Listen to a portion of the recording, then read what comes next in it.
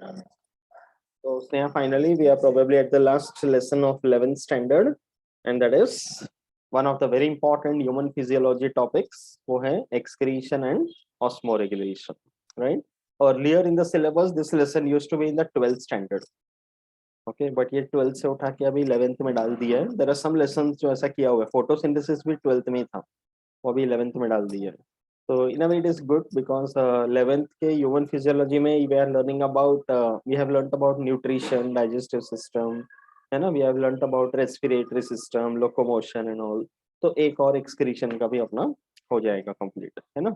So before we begin, you know the answer for what is excretion? In simple words, whatever you know about it, पहले वो बता.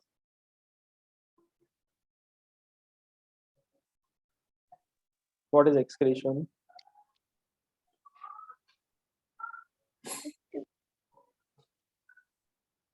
Ejection?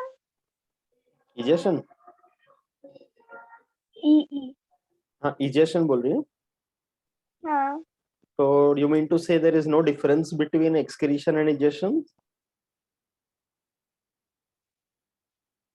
या उन दोनों के वर्ड्स के बीच में कोई डिफरेंस है?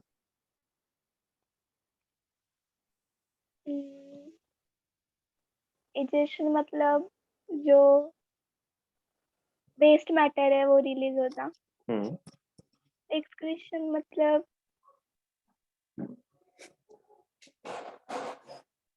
हाँ वही. सेम हुआ? हाँ. Okay. See, in both the cases, one thing is common. Excretion and ejection दोनों अगर बोलते हैं तो कि there is elimination of the waste matter. Okay. Release word use नहीं करना है. Release किसके लिए होता है? जब कुछ important product अगर produce हो and उसका secretion होता है, जैसे glands में से hormones, तो release बोलते हैं. यहाँ पे release नहीं है ना. Okay, it is elimination because the body does not want it. ये toxic compound, ठीक है? So ये one thing is common between these two terms, excretion and ejection, कि there is elimination of waste matter in a very broad sense I'm telling. लेकिन दोनों में फिर भी difference है. Okay, in the case of nutrition and digestive system that we have learned, उसमें हमने देखे थे nutrition के 5 steps. The first one was ingestion, कि where we eat or take in the food. Second step was digestion. Two types of digestion, mechanical, chemical. Okay, mechanical digestion मतलब जो physical breakdown हो रहा है, दांत से चबा रहे हैं, टोट रहे हैं, उसको mechanical digestion. Chemical digestion, you know. Okay, all the reactions we happen. Third step of nutrition was assimilation. Absorption, sorry, absorption. The nutrients were absorbed by the microvilli and entered into blood circulation, then transported to different parts of the body. उसके बाद हुआ assimilation. Assimilation मतलब how these nutrients in every body cell were used up. Energy के लिए, okay, या फिर body building के लिए ऐसे अलग-अलग process के लिए use करते हैं. That is assimilation. And in सब के बाद as a byproduct, whatever is remaining, which is waste, which is not required by the body, that when it is eliminated through the anus, that is egestion. ठीक है? तो egestion में जो waste matter pass out हो रहा है, that is not separately produced by the body. Okay, main process जो हो रहा है वो digestion, absorption. उस चक्कर में जो waste byproduct बन जा रहे हैं, वो eliminate हो रहा है, तो it is egestion. So it is only a physical process. Okay, waste matter gets collected in the rectum and at frequent intervals they are passed out. अभी जब excretion के बारे में बात करते हैं, तो it is passing out of the waste matter, but the ones which are separately filtered, collected and stored. तो जब हम excretion के बारे में बात करते हैं, तो there is a very important word which can add up, and that is filtration, which is not a part of egestion. कि excretion करने के लिए जो waste matter है, that is separately filtered from the blood, collected at a certain place and then passed out. Okay, so in very simple terms to understand, egestion is associated with defecation. Defecation मतलब passing out of the stools, उसको defecation बोलते हैं, ठीक है. And excretion में जो waste matter बन रहा है, one of the most major ways of excretion, that is urination. So in this topic we are going to learn more about urination part, because that urine is the excretory product. Main difference समझा excretion का, कि excretion में filtration होता है. There is a separate process in order to collect the waste matter and then throw it out. Digestion में separate कोई process नहीं होता. That's the difference. इसलिए दो अलग-अलग terms हैं. Okay, but one thing is common, दोनों में waste matter का elimination. And another important thing, जो excretion हम बोल रहे हैं, उसमें जो waste matter का collection हो रहा है, that is a nitrogenous waste, and that is more toxic. And that is the reason human physiology में point of view, if you see, we have a separate process called urination, formation of urine and urination. Okay, ये अलग चीज है. अभी एक ऐसा compare कर कि you see animals like birds, do they have urine and feces separate? कभी रास्ते में जाते वक्त होता है, ऊपर से कबूतर जा रहा था, है ना, अपने कंधे पे कोलगेट गिर गया. Have you seen that? है ना. So there is no separate urine and feces in their case, no? हाँ. Got it? But you compare that to mammals, animals like cows and elephants, dogs and all, there is a separate mechanism. Feces अलग, urination अलग. तो ये evolutionary feature. Okay, animals like reptiles में lizards, घर पे दीवार पे कभी चिपकली देख लिया रहेगा. So have you ever noticed it is doing urination or something? नहीं ना. There's only one type of waste product. Okay, तो वो कॉमन मटेरियल. तो एवोल्यूशनरी प्रोसेस में भी अगर देखा जाए तो excretion as a physiological process has evolved. Egestion and excretion got separate. Okay, ये मेन पार्ट समझा अच्छे से. ओके, अभी as an overview first, excretion में ह्यूमन पॉइंट ऑफ व्यू अगर हम बोल रहे हैं ना, तो इसका मैकेनिज्म जो है, the simplest thing is that there is a mechanism in our body by which the kidneys, which are the main excretory organs, they are able to filter the blood. Blood को filter करके waste matter collect करते. Because blood is that tissue which is constantly circulating in every part of our body. We have approximately 5 liters of blood constantly circulate हो रहा है पूरे शरीर में. Okay, तो हर जगह जाकर बहुत सारा वेस्ट मैटर वो कलेक्ट कर रहे हैं. तो एक मैकेनिज्म होना चाहिए कि हर जगह से सारा वेस्ट एक जगह इकट्ठा हो जाए, कॉन्सेंट्रेट कर सके, प्रोसेस कर सके, यूरिनेशन में पास आउट कर सके. That is excretion. ठीक है. So before we come to the human physiological part of excretion, पहले उसका थोड़ा सा एक डिटेल्स देख लें कि ये जो वेस्ट प्रोडक्ट्स हैं in excretion that we are talking about, इनको हम बोलते हैं metabolic waste products. ओके, इस तरह के वेस्ट प्रोडक्ट को बोलते हैं metabolic waste products, because these wastes are produced as a result of metabolism. Okay, अपने सेल्स में हर तरह का मेटाबॉलिक एक्टिविटीज तो चलता ही रहता है. मेटाबॉलिज्म का concept we have already learned, right. And all these waste products which are produced, they are either in a fluid form or in a gaseous form, okay, or in a organic या inorganic form. ठीक है. तो fluid form में mostly it is a part of urine. Gaseous form, there are lots of waste gases also which are produced in the body, and they are also eliminated in some way, you know that. Okay, and organic and inorganic compounds are also added to the waste matters and passed out. So यहाँ पे इसीलिए lesson excretion के ऊपर ज्यादा focus कर रहे हैं. ठीक है. Now along with excretion there is an important word given, that is osmoregulation. That also is a part of the lesson. We will see both simultaneously. जैसे जैसे वो टॉपिक पे आएगा, and how they are associated with each other, ठीक है। But in short one can understand कि osmoregulation का मतलब है कि our body has got lot of fluids, mainly which contains water, but there are many other solutes and all. So at every situation, the amount of fluids and the amount of solutes, इनका balance बनाए रखना जरूरी। पानी कम हो गया, ज्यादा हो गया, सोल्यूट्स कम हुआ, ज्यादा हुआ, तो it is the body's responsibility to make sure कि they are in balance.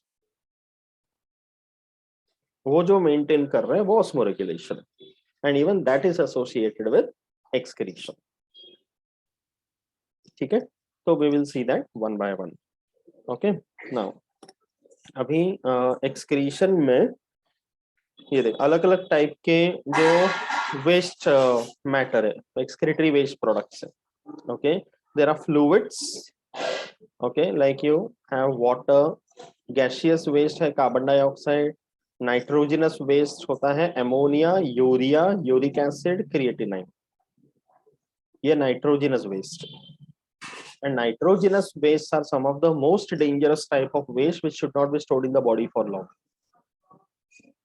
And हर तरह के प्रोटीन मॉलिक्यूल्स का जब ब्रेकडाउन होता है ना, तो उसमें नाइट्रोजनस वेस्ट का प्रोडक्शन होता है, okay, which are constantly produced. And then there are mineral salts also which can be a part of waste matter. Okay, like lesson के end में एक और part आएगा about sweating. Sweating is also, if you say, one mode of excretion. Okay, because उसमें भी salts रहते हैं, so we will see that part also.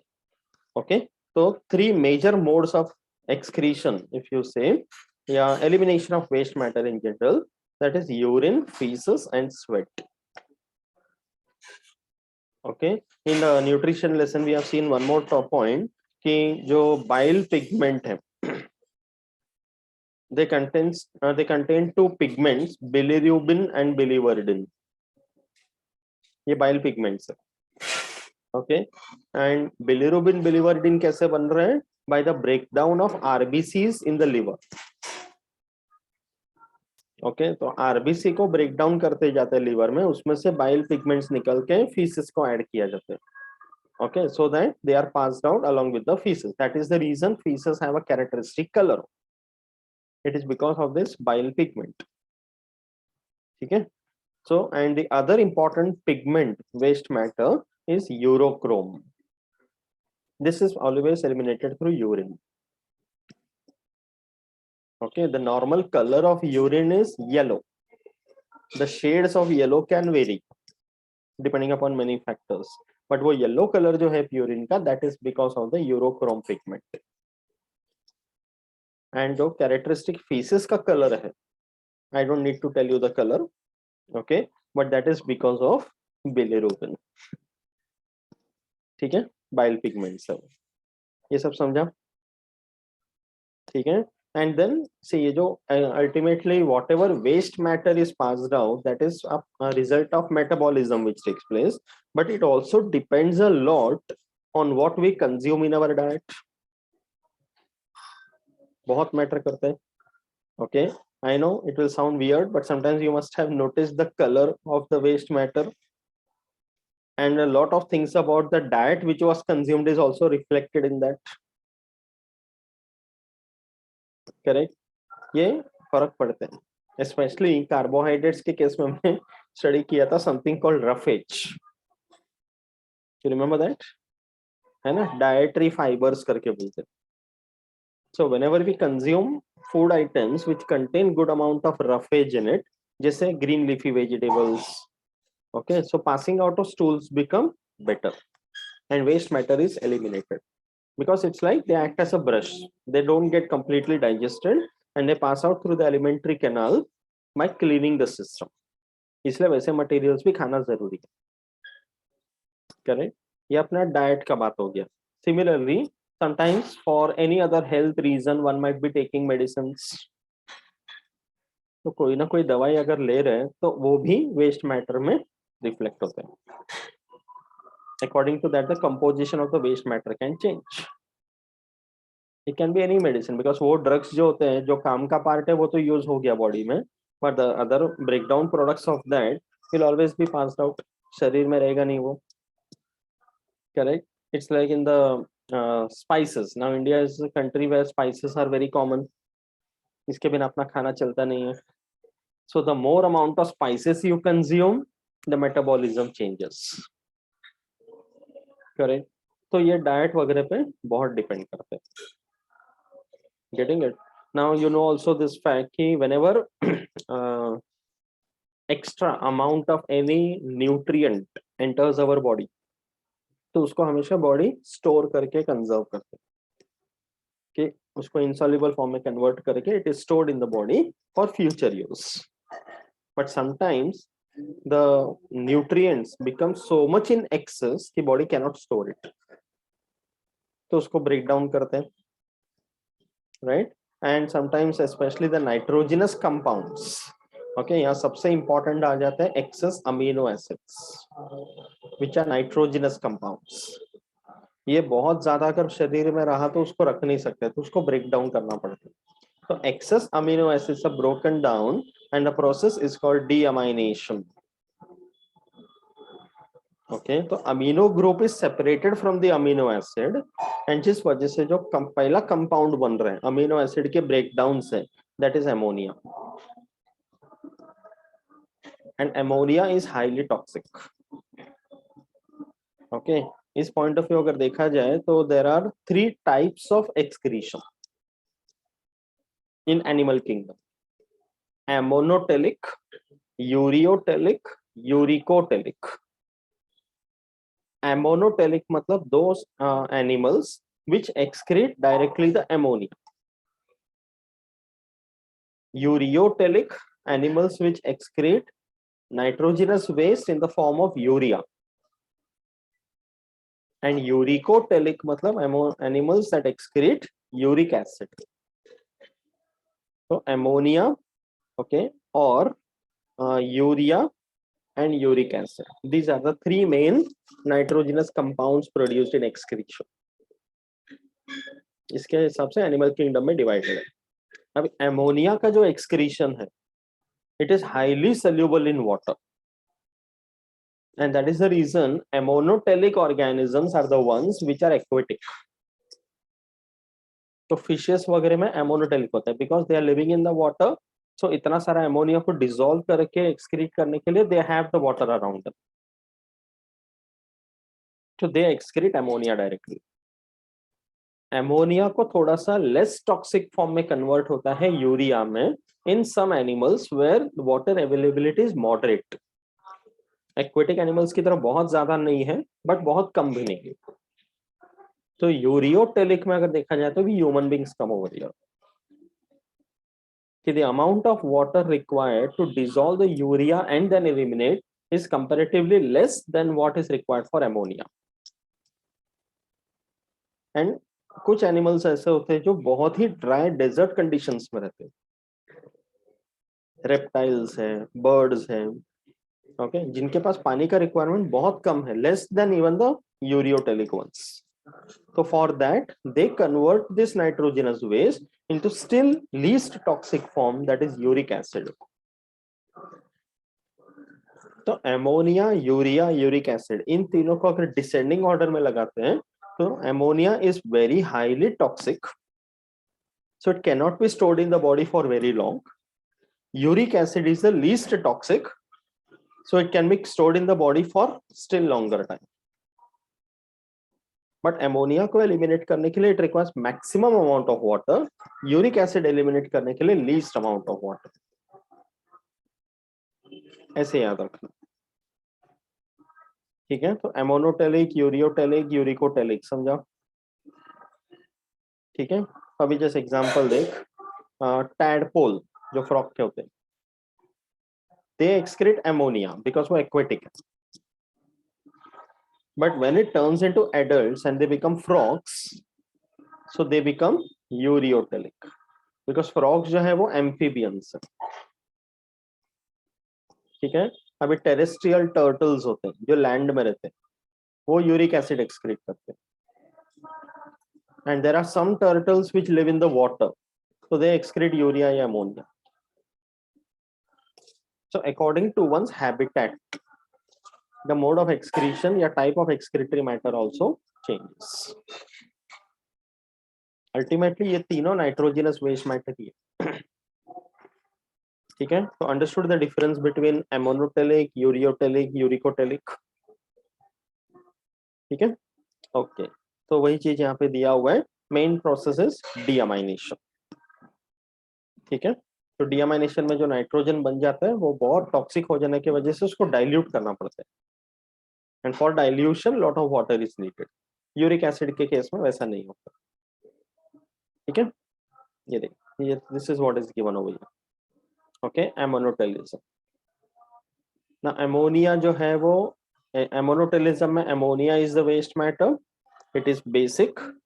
So basic होने की वजह से ज्यादा टाइम अगर बॉडी में स्टोर रहा तो पीएच का, शरीर का जो पीएच है वो डिस्टर्ब कर सकते हैं.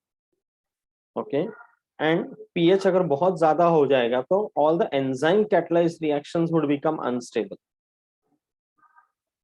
Because of ammonia. Okay, so that's why it is energy saving mechanism of excretion. Water is readily available. Ammonia need not be converted into any other form. Directly पानी में dissolve करो, बाहर फेंक दो. So fishes and all these animals that live in the water, वो सीधे ammonia release करते हैं. Okay, तो ये देखिए example देख. 1 gram ammonia needs about 300 to 500 ml of water for elimination. ये पॉइंट्स भी बहुत इंपॉर्टेंट है कि 1 ग्राम अमोनिया का आधा लीटर पानी. ओके, तो एग्जांपल्स भी याद रखना. एग्जाम में एमसीक्यू टू क्वेश्चन ऐसे ही आएगा. Okay, the animal which is ammonotelic is dash. 4 animal का ऑप्शन रहेगा, एक एक्वेटिक रहेगा. तो you have to answer accordingly. ठीक है, नेक्स्ट है यूरियोटेलिक. ना इसमें एलिमिनेटरी प्रोडक्ट इज यूरिया.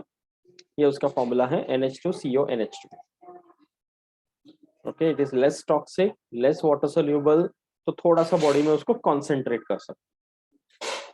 ओके, अभी इसमें देख, compare to ammonia about 100 time less water is required in human beings. Okay, मतलब 1 ग्राम यूरिया को डिसॉल्व करने के लिए या एलिमिनेट करने के लिए it is just 10 ml of water, that is enough. यहाँ पे 500 ml था एमोनिया के लिए, यहाँ पे it is around 10 ml is enough, या 50 ml water. Okay, for urea. And in case of animals like kangaroo rat या कैमल या shark, okay, 100 times less it is needed. तो यूरिया के वजह से पानी का बहुत बचाव हो रहा है. ठीक है, so these examples about terrestrial animals you can give. And ये पॉइंट्स याद रखना है कि 50 ml water for removal of 1 gram ammonia in the form of urea. ठीक है, सो दे आर यूरियोटेलिक. एंड ये जो अमोनिया से पहला प्रोडक्ट अमोनिया सब में बनता है in all the animals, and that is produced by deamination. Okay, amino acids के ब्रेकडाउन का जो प्रोसेस है उसको डीअमाइनेशन बोलते हैं, which happens in every animal. But ammonia को डायरेक्टली अमोनिया में रिलीज करना है या अमोनिया को यूरिया में कन्वर्ट करना है या यूरिक एसिड में कन्वर्ट करना है, that is decided depending upon the animal's habitat. तो यहाँ पर अमोनिया टू यूरिया कन्वर्जन जो है that takes place in the liver. Okay, and there is a process which is called ornithine cycle या urea cycle. Okay, so you have to remember this कि ornithine cycle जो है it is also called urea cycle and that is carried out for converting ammonia to urea. and इसके पीछे देखना energy का use हो रहा है. 3 ATP molecules they are required for producing 1 molecule of urea. And urea का एक molecule तो एक टाइम पे होगा नहीं, there will be lot of molecules produced. So imagine the amount of energy used over here just for producing the excretory product. Okay, animals like sharks they are able to retain more urea in the blood so that the blood becomes isotonic. You remember osmosis? कभी पढ़ा है? नहीं? Okay, सी isotonic जो word है ना, इसका meaning क्या है, show you this way.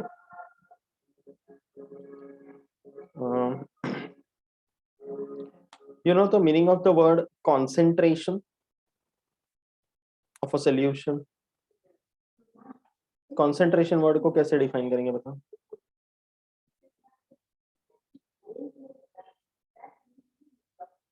What is the meaning of concentration?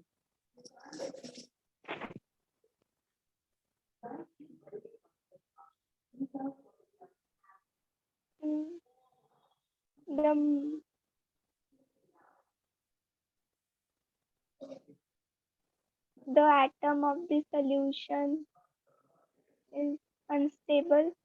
नहीं नहीं,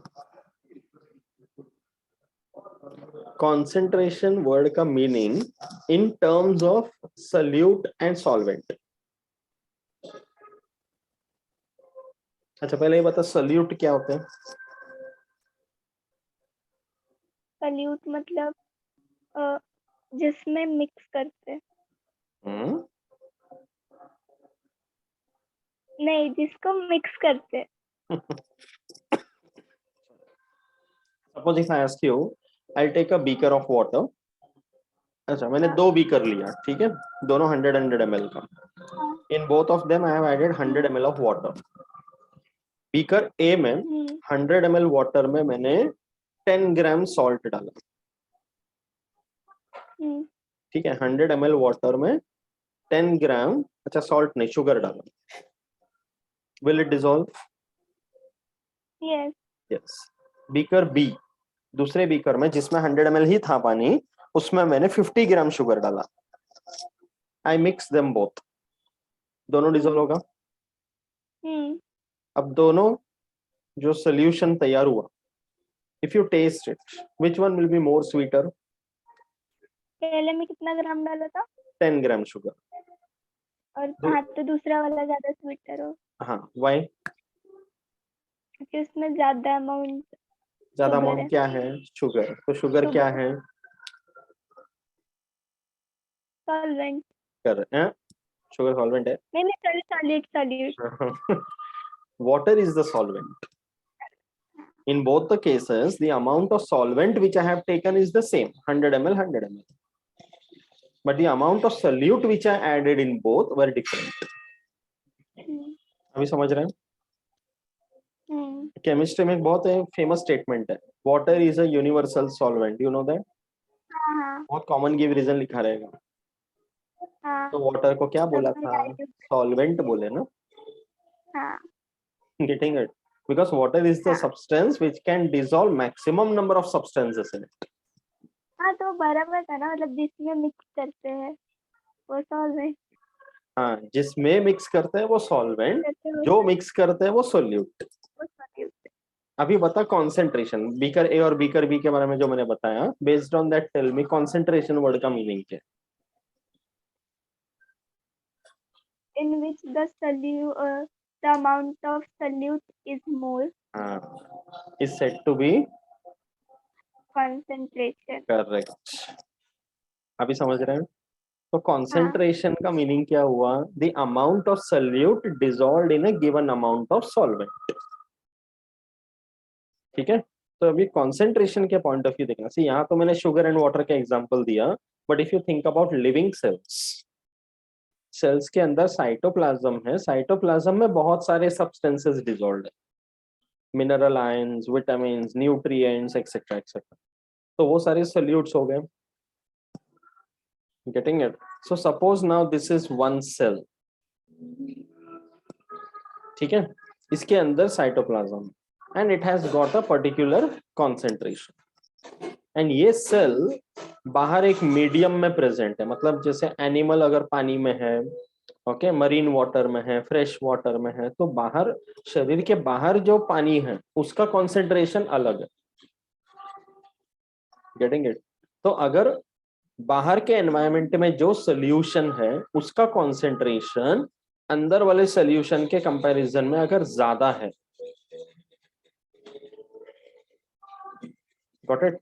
कि concentration of the solution outside the cell is more as compared to concentration inside the cell. तो ये इम्बैलेंस हो गया। अब जब मैं बोल रहा हूं कि बाहर का कॉन्सेंट्रेशन ज्यादा है, अंदर कम है, तो पानी का level, considering water as the solvent, पानी का लेवल अंदर ज्यादा है कि बाहर? अंदर। या बिकॉज यहाँ पे कॉन्सेंट्रेशन कम है तो वो डाइल्यूट है, तो पानी ज्यादा है, तो मतलब पानी के पॉइंट ऑफ व्यू बाहर कम है, अंदर ज्यादा है। हाँ। And it is between, in between these two there is a plasma membrane. तो पानी का टेंडेंसी क्या हो जाएगा? To move out of the cell,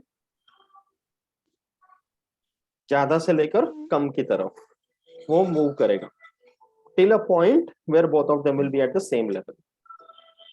इस प्रोसेस को बोलते हैं ऑस्मोसिस।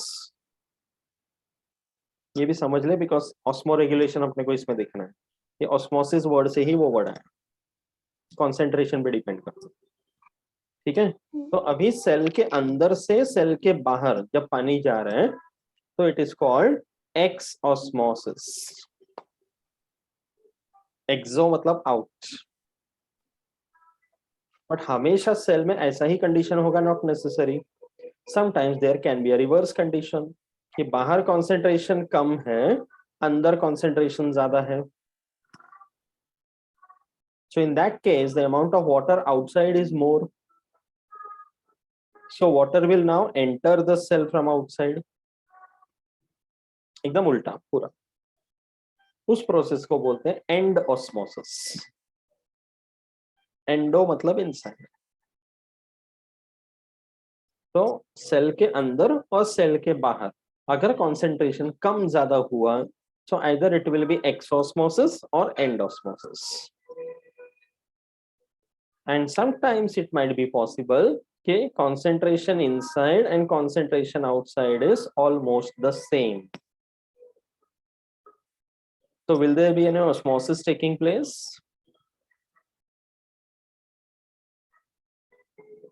हाँ, इक्वल करने के लिए। Yes, there will be slight movement, but वो balanced रहेगा।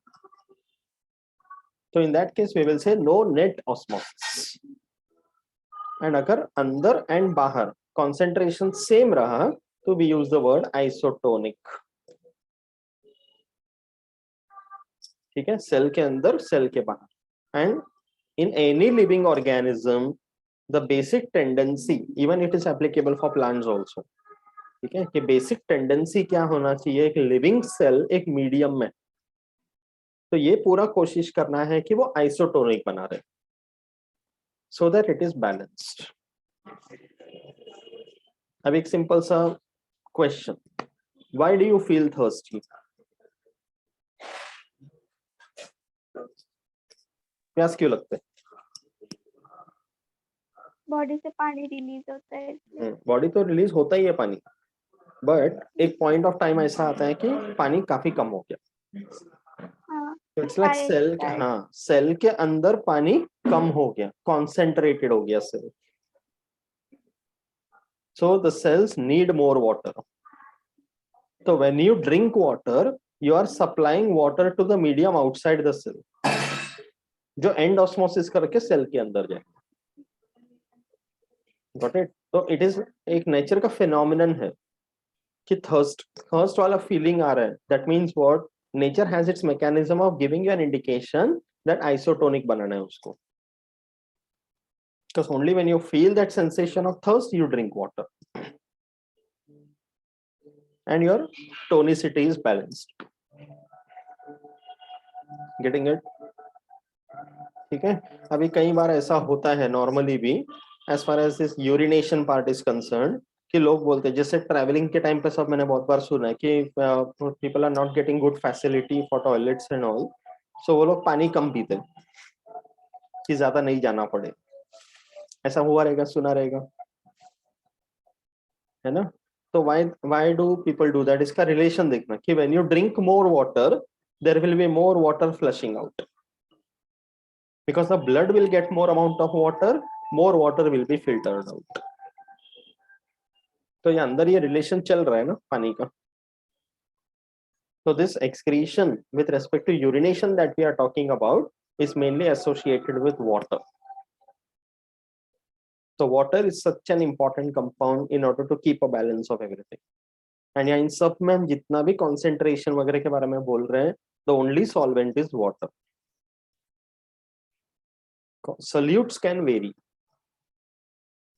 ठीक है, that depends upon what we eat, what we breathe. Okay, ये सब पे depend करेगा solutes. तो अगर हम बहुत ज्यादा फैटी फूड खा रहे हैं तो अपना सोल्यूट बदल रहे हैं, स्पाइसेस वगैरह ज्यादा कंज्यूम कर रहे हैं तो सोल्यूट बदल रहे हैं, दवाई ज्यादा ले रहे हैं तो सोल्यूट बदल रहे हैं, पर हर चीज झेलना पड़ रहा है पानी को. That is a mechanism. Interesting right? समझा ये पार्ट अच्छे से? ठीक है, तो यूरिया साइकिल में सबसे इंपॉर्टेंट ये, अभी शार्क्स जैसे animal, you know sharks very aquatic carnivorous animals है ना, तो ये अपने शरीर में ज्यादा यूरिया रिटेन करते हैं ताकि ब्लड आइसोटोनिक बना.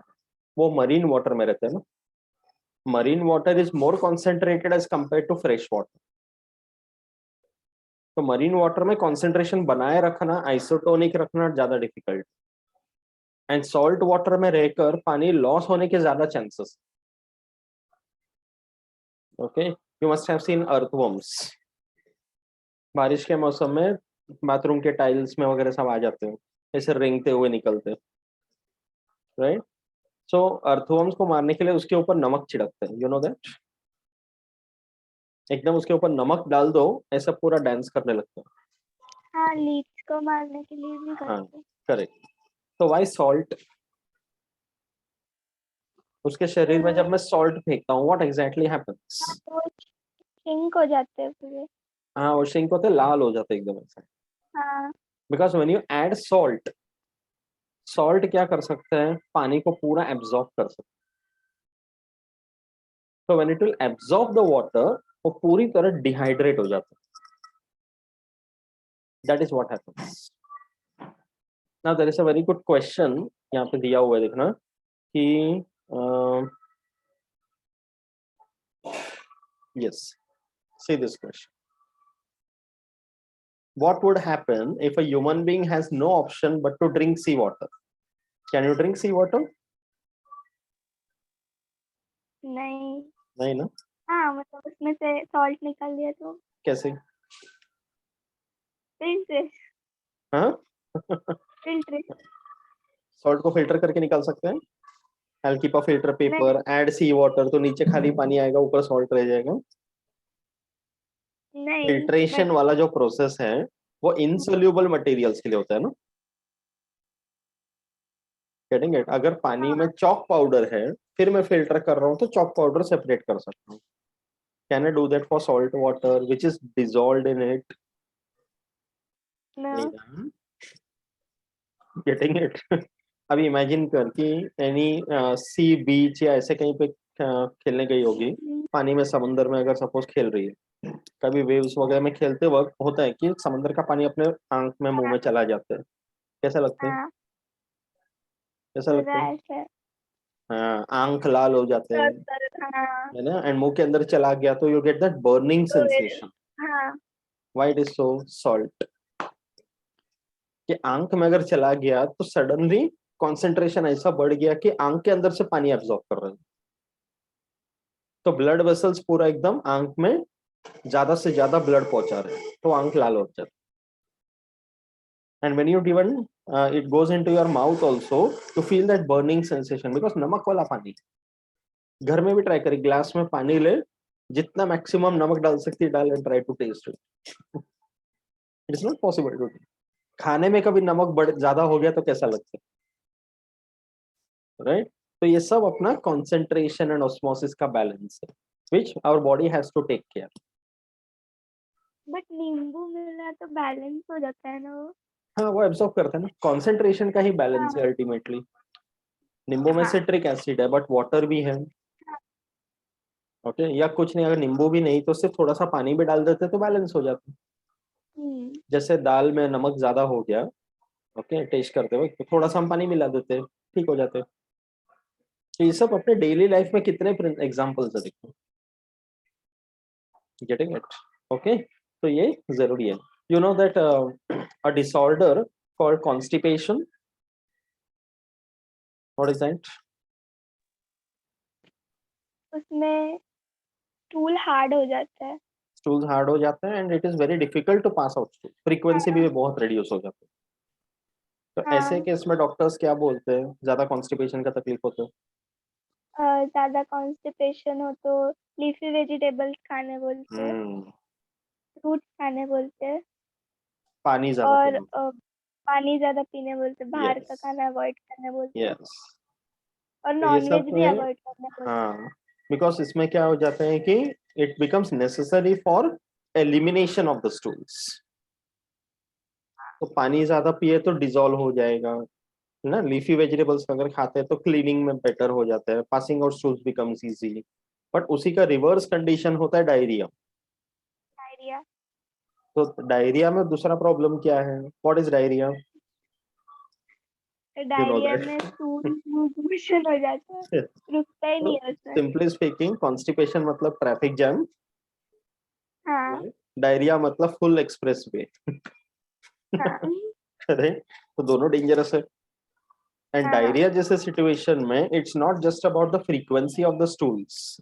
डायरिया जैसे सिचुएशन में प्रॉब्लम ये हो जाता है कि there is too much dehydration, hmm बहुत ज्यादा वाटर लॉस भी हो जाता है। बिकॉज लार्ज इंटेस्टाइन का रोल है to reabsorb maximum water and then remaining part to be passed out as faeces. But due to hmm. Many reasons large intestine वो water को रीएब्सॉर्ब नहीं कर पा रहा है, it is allowing it to pass with the stools. Infection होगा या food poisoning whatever. Okay, तो बहुत ज्यादा watery stools, and watery stools makes you dehydrated. And dehydration अगर हुआ तो other aspects of metabolism are affected. कैसे थकान सा हो जाते हैं, गेटिंग इट। तो ऐसे टाइम पे ज्यादा पानी पीना चाहिए, या इलेक्ट्रॉल जैसे मटेरियल्स आते हैं वो पीना चाहिए। नारियल पानी अच्छा है। तब रॉ बनाना भी खाने बोलते हैं। Exactly, yes. तो ये सब वाटर को रिटेन करने में हेल्प करता है। सो ये सब अपने डेली लाइफ में कितना कुछ है देखना, जहाँ पे पानी सॉल्यूट्स बस बैलेंस में रखो।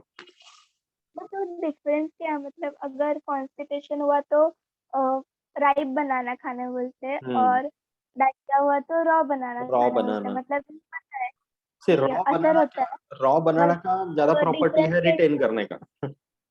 पानी को रिटेन करते हैं वो। डायरिया में जरूरी हो जाता है कि पानी को रिटेन करो, बचाए रखो। डिहाइड्रेट से रिहाइड्रेट करना है।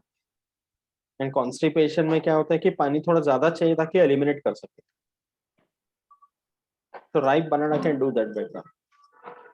सबका सोल्यूशन भी देखना कितना अच्छे से नेचर के पास ही। तो now you can correlate all this with the process of evolution, के एवोल्यूशन में पानी का मॉलिक्यूल जो बना वो कितना बड़ा लैंडमार्क इवेंट था, कि सब कुछ अल्टीमेटली पानी पे डिपेंड करता है। ज्यादा हो तो प्रॉब्लम, कम हो तो भी problem.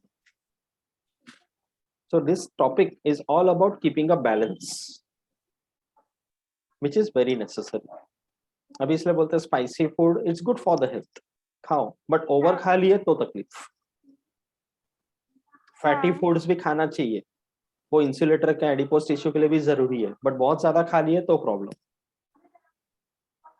Getting it. Leafy vegetables भी अच्छा है, बट ज्यादा खा लिया तो तकलीफ। हम्म। तो न कम न ज्यादा। So it is the body's way of keeping everything in balance, right? Uricotelism. Now this is the formula for uric acid, C5H4O3N4, and this is the least toxic form of nitrogenous waste. इसलिए ज्यादा time तक body में store कर सकते हैं, and least soluble in water also. तो 1 ग्राम uric acid के लिए about 5 to 10 ml is enough, or sometimes no need of water also. Okay, and ammonia को यूरिक एसिड में कन्वर्ट करने के लिए जो पाथवे है उसका नाम है इनोसिनिक एसिड पाथवे। ओके, पहले वाला था ornithine cycle for ammonia to urea, inosinic acid pathway for ammonia to uric acid, जो बर्ड्स के लिवर में होता है। both the process takes place in the liver. Okay, so birds, reptiles, land snails, जहाँ जिनको पानी बहुत कम मिलता है, they are uricoteric, बट इसके लिए एनर्जी भी बहुत ज्यादा लगता है, नॉट वेरी एफिशिएंट। ठीक है, अभी एक और मेथड है in animals like spiders, scorpions, and penguins, they secrete another compound called guanine, which is another nitrogenous waste matter. इसका details नहीं दिया, but guanine. तो ऐसे animals को बोलते हैं guanotelism. Like we have learnt about ammonotelism, ureotelism, uricotelism. Similarly, this is guanotelism. ये भी याद रखना है, ठीक है? ओके, सो ये देखा भी एक अच्छा एग्जांपल दिया है कि समटाइम्स किसी इन्फेक्शन के लिए या डॉक्टर के पास जब ट्रीटमेंट वगैरह के लिए जाते हैं तो according to the requirement doctors might tell you to carry out a urine test, ठीक है? तो यूरिन का सैंपल पैथोलॉजिस्ट को देना होता है एंड उसका टेस्टिंग करते हैं, उसका रिपोर्ट आता है।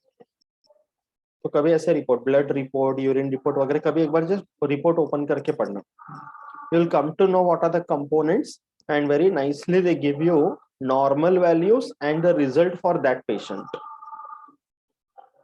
तो उससे हमें अंदाजा मिलता है। जैसे in case of urine report एक कंपोनेंट होता है क्रिएटिनाइन। क्रिएटिनाइन का value in a male normally is around 0.6 to 1.4 milligram per deciliter, and a female it is around 0.6 to 1.2 milligram per deciliter. ये नॉर्मल रेंज, बट पेशेंट में ज्यादा निकला है तो ये अपने को अंदाजा मिलता है। सिमिलरली यूरिन में fasting blood sugar, morning sample of a urine has to be given fasting blood sugar के लिए, तो उसमें नॉर्मल वैल्यू 70 to 110 है, पेशेंट में ज्यादा आता है। तो फास्टिंग ब्लड शुगर ज्यादा है मतलब इट कैन बी डायबिटीज। ये ब्लड का एग्जामिनेशन। एंड यूरिन का भी एग्जामिनेशन करते तो शुगर का टेस्ट करते। ओके, तो normally sugar should be absent in urine या वेरी वेरी ट्रेस वैल्यूज में होना चाहिए, बट अगर अच्छा खासा वैल्यू आ रहा है तो यूरिन इज प्रेजेंट। तो यूरिन में शुगर का होना मतलब blood glucose level is very high, because glucose या sugar is ultimately a nutrient, but वो न्यूट्रिएंट नॉर्मली किडनीज फिल्टर करके पास आउट नहीं करते, वो रीअब्सॉर्ब करके वापस शरीर को दे देते। बट अगर बहुत ज्यादा हो गया ग्लूकोज एक्सेस, तो kidneys are also not able to give it back to the body, वो एलिमिनेट ही करते हैं। That is what happens in diabetes. That is why in people suffering from diabetes urine is passed out in the sorry sugar is passed out in the urine. Okay, so ये सब compounds का examination से बहुत सारा inference निकाल सकते हैं। Okay, तो जैसे प्लाज्मा क्रिएटिनाइन, ब्लड प्लाज्मा में क्रिएटिनाइन। ओके, तो ये कैसे प्रोड्यूस हो रहा है? During skeletal muscle contraction. Okay, जब हम स्केलेटल मसल्स को यूज करते हैं अपने डेली वॉलंटरी मूवमेंट्स के लिए, तो there is a compound called creatinine phosphate which is produce, जिसके मेटाबॉलिज्म से प्लाज्मा क्रिएटिनाइन बनता है, जिसके ब्रेकडाउन से। तो ज्यादा क्रिएटिनाइन फॉस्फेट मतलब बहुत ज्यादा मस्कुलर मूवमेंट और रिप्लेनिश नहीं होगा, and it is a ready source of high energy phosphate. Okay, तो नॉर्मली क्रिएटिनाइन लेवल्स जो है वो स्टेडी रहते हैं, like it does not fluctuate much. Okay, तो rate of production of this is almost similar to the rate of elimination in the urine, तो वो balance में बना रहता है। बट अगर इम्बैलेंस हुआ तो कैसा रहता है कि as you can see here in this example, creatinine में वैल्यू ज्यादा निकला यूरिन में, तो प्रोडक्शन कम हो गया। ओके, तो level above the normal is an indicator of poor renal function. Renal word का मतलब है kidney, poor functioning of kidney. Okay, मतलब ब्लड टेस्ट कराओ, ब्लड में क्रिएटिनाइन का वैल्यू देखो, उससे पता चलेगा किडनीज कैसे function. That is the correlation. समझा? Okay, so when we are talking about excretory system na, it is not just about kidneys or one or two organs, इन सबका बाकी सबके साथ बहुत कोरिलेशन। तो न्यूट्रिशन, रेस्पिरेशन, सर्कुलेशन, एक्सक्रीशन, चारों बहुत ही intermingled organ systems है। which is very necessary.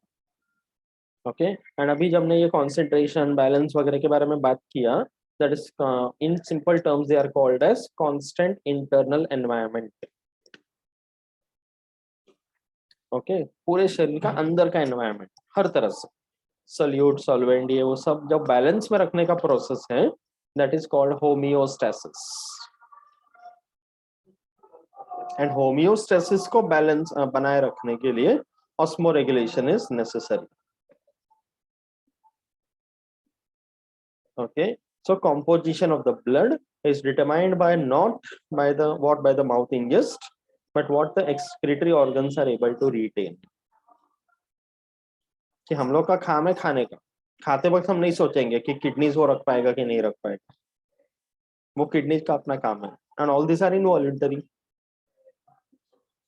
तो ऑस्मो रेगुलेशन को जब हम चेक करेंगे तो पता चलेगा किडनीज का फंक्शनिंग कैसा है. ठीक है, अभी ये देख एग्जांपल अच्छा दिया है. देयर आर मरीन बर्ड्स जिसका नाम है एल्बाट्रॉस. मरीन बर्ड्स है तो पूरा टाइम वो समंदर में ही रहते हैं, उसके ऊपर ही घूमते रहते हैं. तो वो जो पानी पीते हैं समंदर का ही पानी पीते हैं, सॉल्टी वाटर. बट उनके उसमें कैसे ऑस्मो रेगुलेशन मेंटेन होता है देन? उनके नॉस्ट्रल्स के पास there are salt glands which are present.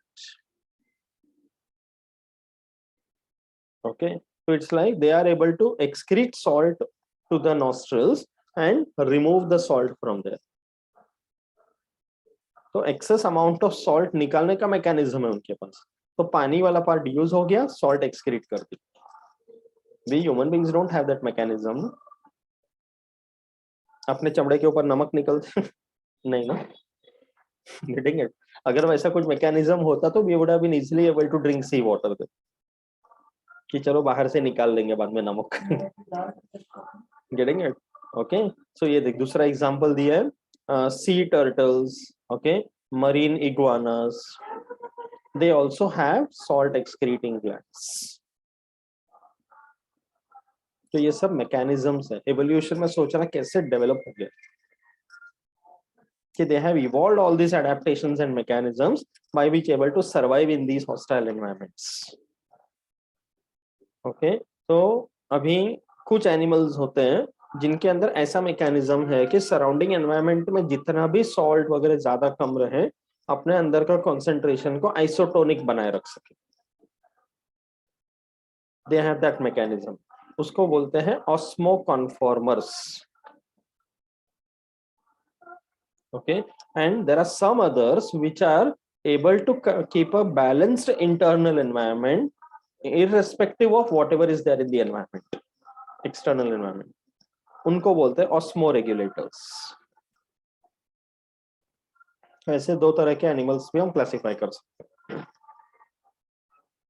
एक होते हैं जो एक्सटर्नल एनवायरनमेंट के हिसाब से अपने अंदर का कंसंट्रेशन को बैलेंस करते हैं, osmo conformers.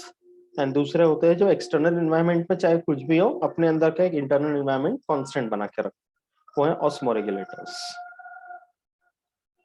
Okay, so fresh water forms and terrestrial organisms, they are said to be osmoregulators. ठीक है, ये पॉइंट समझा अच्छे से? ठीक है, okay. Then there are two more terms again कि सारे ऑर्गेनिजम्स में, ओके, अगर सॉल्ट कॉन्सेंट्रेशन को झेलने का बात आते हैं, so there are some organisms which can tolerate only a narrow range of salt concentration. कि जैसे for example 5 to 10 grams only, narrow range. 10 से ज्यादा हुआ तो it is difficult for them to survive. वैसे नैरो रेंज के salt concentration को survive करने के लिए जिनका एडेप्टेशंस हैं, ऐसे ऑर्गेनिजम्स को बोलते हैं स्टीनोहलाइन ऑर्गेनिजम्स. स्टीनो का मतलब है narrow. Similarly, there are some which are capable of handling wide changes in the salinity. 5 से 500, बहुत ज्यादा रेंज में भी सॉल्ट को सरवाइव कर सकते हैं. तो ऐसे ऑर्गेनिजम्स को बोलते हैं यूरिहलाइन ऑर्गेनिजम्स. ओके, तो स्टीनोहलाइन मतलब नैरो रेंज, यूरिहलाइन मतलब वाइड रेंज. समझा? ठीक है। अभी coming to unicellular organisms, amoeba जैसे एनिमल्स ऑर्गेनिजम्स, उनका एक्सक्रीशन कैसे होता है?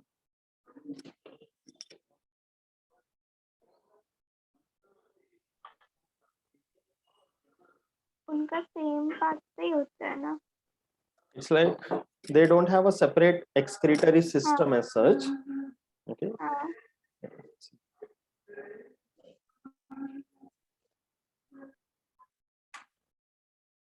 See, organisms like amoeba, okay, उनका कैसा होता है? They don't have urinary system and all, obviously, right?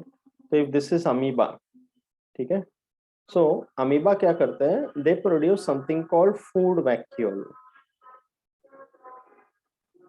तो whatever is there in the surrounding, उसको अगर कुछ खाना है तो सूडोपोडिया प्रोड्यूस करके वो engulf करेगा, and that particle will be inside the food vacuole. Food vacuole will produce the digestive enzymes, digest that, and वो same vacuole पूरा digestion वगैरह हो जाने के बाद it will turn into something called contractile vacuole, जो plasma membrane के as पे आकर it will empty out the contents. ये अमीबा में होती है, unicellular ones. Okay, so they have something called contractile vacuoles, which is a modification from the food vacuole itself. Okay, you recollect kingdom Animalia, उसमें सबसे पहला जो non chordate का phylum था, which phylum? First one,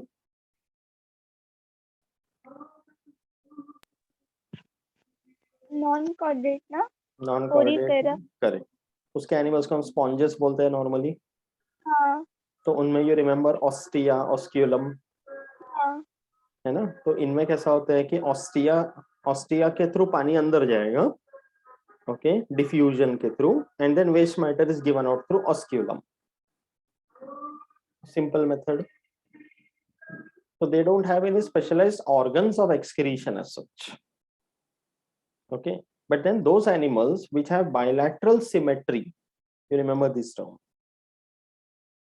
तो bilateral symmetry जिनमें होता है, they have true organs of excretion. Okay, तो उसमें एग्जाम्पल जैसे they have simple या branching tube जिनमें bilateral symmetry होता है। तो ये जो ट्यूब लाइक स्ट्रक्चर्स है वो सीधे शरीर के ओपनिंग में आकर बाहर रिलीज होते हैं। तो ऐसे जो शरीर में पोर्स होते हैं through which the waste matter is given out, उसको बोलते हैं नेफ्रिडियोफोर्स। This is applicable for animals which have bilateral symmetry and show excretion. Okay, so there are two such major types of nephridia. ये एक last part अभी के लिए कर लेते हैं। Two major types of nephridia found in lower animals. तो excretion के बारे में पहले बेसिक कंसेप्ट समझने के बाद, if you see the examples of excretory organs in lower animals first, then your understanding about excretory system in human beings will become easier. इसीलिए lower animals का भी थोड़ा सा दिया हुआ है। So when you talk about nephridia, two major types. First one is protonephridia. The word proto itself indicates primitive. तो ऐसे जो डेड एंड ट्यूब्स होते हैं नेटवर्क, उसको बोलते हैं फ्लेम सेल्स। ये किंगडम एनिमलिया पढ़ाते वक्त आया था, तभी सिर्फ नाम आया था। Mode of excretion is flame cells. तो animals which do not have a true body cavity, pseudocoelomate या असिलोमेट करके वर्ड था, you remember that,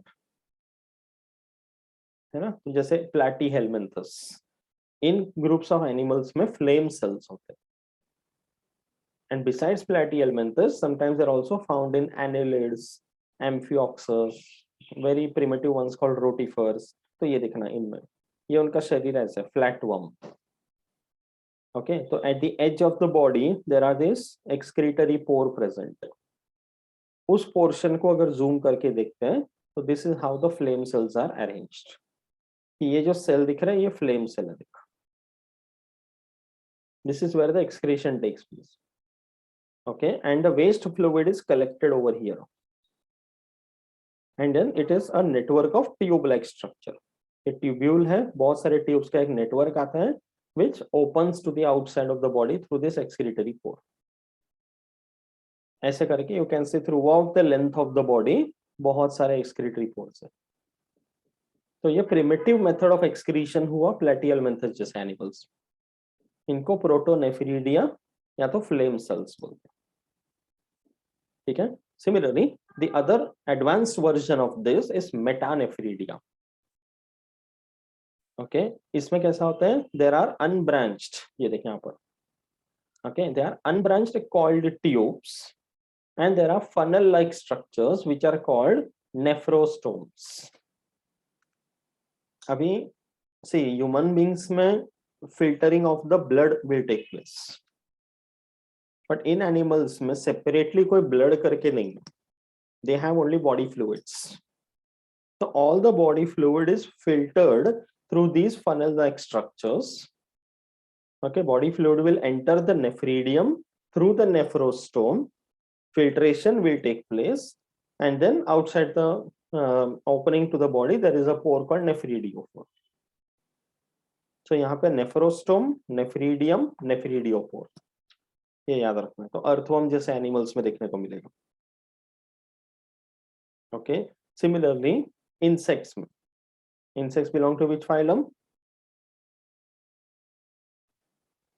arthropoda. Correct, the largest and the most successful one, है ना। तो in most of the insects excretion takes place by something called Malpighian tubules, ठीक है। तो वो क्या होते हैं, ब्लाइंड एंडेड ट्यूब्यूल्स होते हैं, उसका एक नेटवर्क होता है। ओके, उसके भी ऊपर क्रस्टेशियंस अगर देखते हैं, they are also a part of arthropoda, they have something called green glands, crustaceans. Okay, phylum echinodermata, example?